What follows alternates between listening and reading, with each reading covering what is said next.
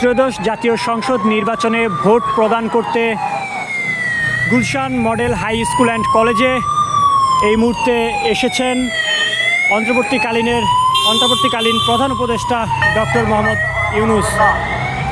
Vote প্রদান করতে এসেছেন ডক্টর মোহাম্মদ ইউনূস। প্রিয় দর্শক, আপনাদের জানিয়ে রাখি, Gulshan model high school and কলেজে ভোট প্রদান করতে এসেছেন প্রধান উপদেষ্টা ডক্টর মোহাম্মদ ইউনূস।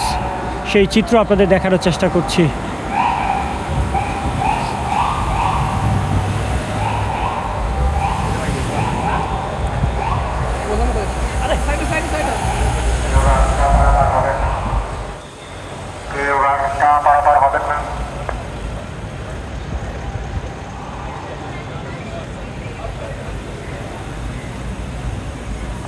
ঢাকা 17 আসনের ভোটার প্রধান উপদেষ্টা ডক্টর মোহাম্মদ ইউনূস তিনি ইতিমধ্যে ভোট প্রদান করতে এসেছেন।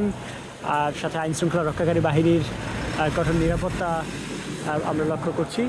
এবং আপনাদের জানিয়ে রাখি, ঢাকা 17 আসনের Gulshan model high school and college যে কেন্দ্রটি রয়েছে, সেই কেন্দ্রে ভোট প্রদান করতে এসেছেন অন্তর্বর্তীকালীন সরকারের প্রধান উপদেষ্টা ডক্টর মোহাম্মদ ইউনূস।